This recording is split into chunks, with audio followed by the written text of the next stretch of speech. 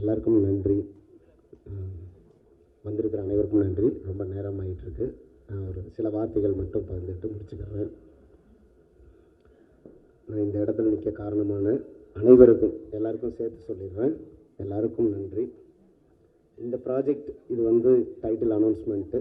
இது ஒரு சிம்பிளாக நடக்கக்கூடாது, நல்ல பிரம்மாண்டமாக இருக்கணும், அது கான்செப்டில் இருக்கணும் அப்படின்னு தான் எனக்கு ஃபஸ்ட்டு கொடுத்த ஒரு ஆர்டர்னு சொல்லலாம், கமாண்டுன்னு சொல்லலாம், ஒரு அன்பான வேண்டுகோள்னு கூட சொல்லலாம்.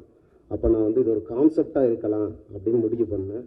அப்போ அதுக்கு என்ன மாதிரி இருக்கலாம்னு ஒரு சின்னதாக ஒரு ஸ்கெட்ச் பண்ணி இந்த மாதிரி இதுக்கு என்ன ரீசன் அப்படின்னு அருண் விஜய் சார் பார்த்துட்டு கேட்டார். கேட்கும்போது, இல்லை சார், 2 மிருகங்கள் ஒன்று கடித்து சாப்பிடணும்னு நினைக்குது, அது மாதிரி ஒரு கதை இது அப்படின்னு சொல்லணும், இதோட டைட்டில் ரெட்டத்தலை, அப்படி 2 பேருமே ஈக்குவலான ஒரு அனிமல்ஸ் அப்படின்னு சொன்னேன். இதில் எப்படி அப்படிங்கும்போது, இல்லை சார், நம்ம ஃபஸ்ட்டு எடுத்தோன்னே ட்ரெஸ் ஏதாவது போட்டு ஒரு அழகாக காட்டணும் அப்படின்னா அது வேறு ஸ்டைலில் அது எல்லோரும் பண்ணுறாங்க.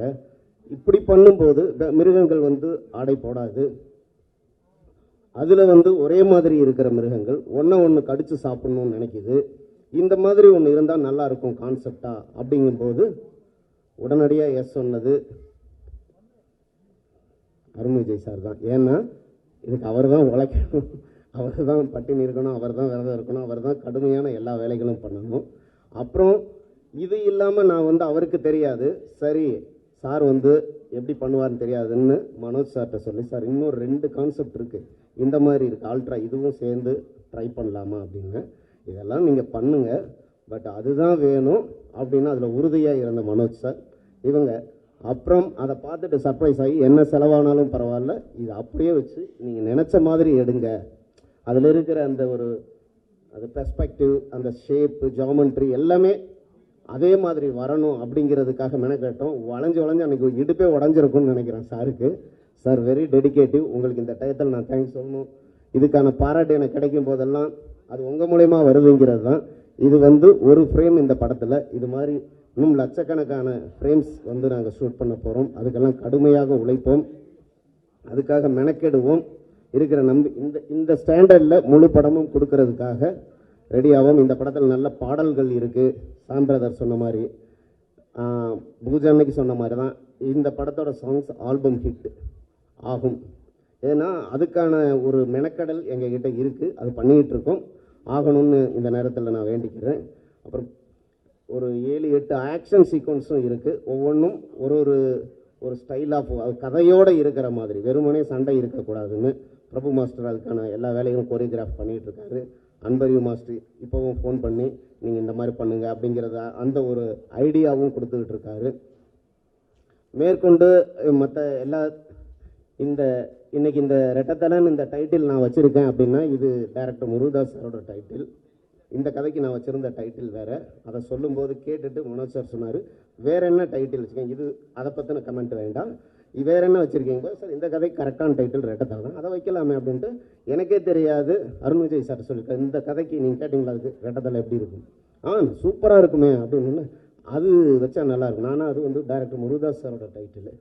சரி, நான் அவர்கிட்ட கேட்டு சொல்கிறேன் சார்னு ஒரு 2-3 நாள் வெயிட் பண்ணின்னு கேட்கலையா, நான் கேட்கல அப்படின்னு. ஏன்னா ஒரு 3 நாளில் அவருக்கு பர்த்டே வந்தது.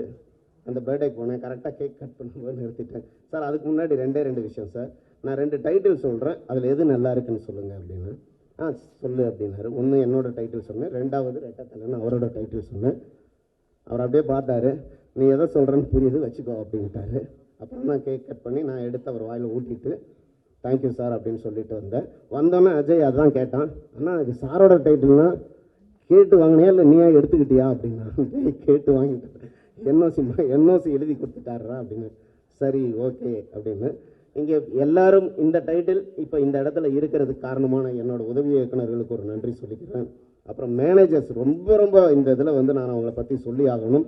ஒரு ஃப்ளோர் புக் பண்ணுறதாகட்டும், அதுக்கான வசதிகள் செஞ்சு கொடுக்கறதாகட்டும், எல்லா அடிப்படை வேலைகளையும் கூட இருந்து ஒரு இந்த டீம் சூப்பர் டீம். அது இந்த வேலையை நான் தான் செய்யணும், இதை இப்படி தான் செய்யணும் அப்படின்லாம் கிடையாது. அவங்கெல்லாம் சேர்ந்தது தான் இந்த ரெட்டத்தலை. வெறும் பாபி சார் மட்டுமோ வெறும் மனோஜ் சார் மட்டுமோ கிடையாது. இது பிடிஜி டீம். இந்த டீமுக்கு வந்து நான் இந்த நேரத்தில் ஒரு மிகப்பெரிய நன்றி சொல்லிக்கிறேன். பாபி சாரை பற்றி நிறைய எல்லாரும் சொல்லிட்டாங்க, மனோஜ் சாரை பற்றியும் சொல்லிட்டாங்க. அதனால் நான் இதை பற்றி மட்டும் சொல்லிக்கிறேன். அப்புறம் இந்த ஆர்டரில் வந்துடுறேன்.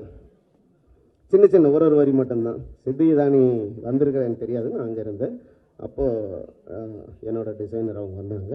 அந்த சித்திதானி வந்துட்டாங்க அப்படின்னாங்க. அவங்க முகம் அப்படியே ஒரு மாதிரி வாடிடுது. ஏம்மா நீ ஏம்மா அவங்க வந்திருப்பாங்கல்ல, நீ அழகாக தான் இருக்க ஹீரோயின் மாதிரி. இல்லை சார், ஸ்லிம்மாகி வந்திருக்காங்க, மெஷர்மெண்ட் எல்லாம் திரும்ப ஃபஸ்ட்லேருந்து ஸ்டார்ட் பண்ணணும் அப்படின்னாங்க.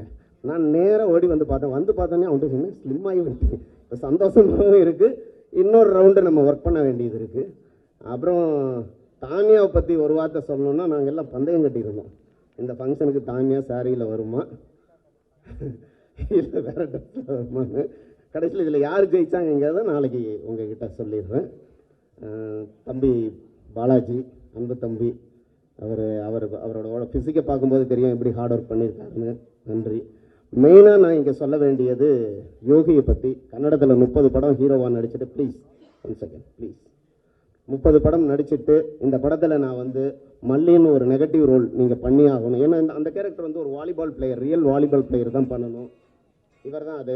நம்ம தமிழ் இண்டஸ்ட்ரிக்கு கிடைச்சிருக்க மிகப்பெரிய ஒரு அற்புதமான ஆர்டிஸ்ட்.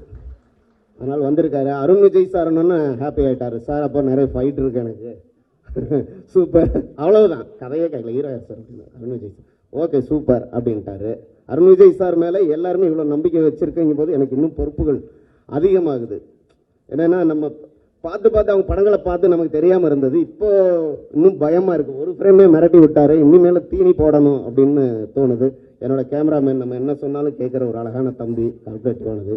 வந்திருக்கிற அஜய்க்கு நன்றி. எடிட்டர் சார்கிட்ட ஒரே ஒரு வார்த்தை தான் கேட்டிருக்கேன். சார் இந்த படம் எடுக்கிற வரைக்கும் தான் என்னோட படம், அதை உங்ககிட்ட கொடுத்துருவேன். நீங்களாச்சு ஆடியன்ஸ் ஆச்சு என்ன வேணாலும் பண்ணலாம், நீங்கள் பண்ணுறது தான் அப்படின்னு மட்டும் சொல்லியிருக்கேன். சரின்னு இருக்காரு. இந்த விழாவுக்கு வந்திருக்கிற என்னோட நண்பர்கள் லோகு சார், பார்த்திபன், எல்லாருக்கும் நான் நன்றி சொல்லிக்கிறேன். என்னோட அசிஸ்டன்ட் டைரக்டர் எல்லாருக்கும் நன்றி சொல்லி ஏதாவது விட்டுருந்தா மன்னிச்சிருங்க. பாபி சாரை பற்றி இந்த மேடையில் நான் சொல்ல, அடுத்து வரும் மேடைகளை சொல்கிறேன். மனோஜ் சாரை பற்றியும் சொல்கிறேன். என்னை பற்றி நல்ல விஷயம் நம்பிக்கை வச்சுருக்காங்க. அவங்களுக்காக நான் வந்து இந்த படத்தில் இன்னும் கடுமையாக உழைப்பேன். எனக்கு நல்ல டீம் அமைஞ்சிருக்கு, அந்த நம்பிக்கையோடு தான் சொல்கிறேன். அருண் விஜய் சார் ரொம்ப தேங்க்ஸ் சார்.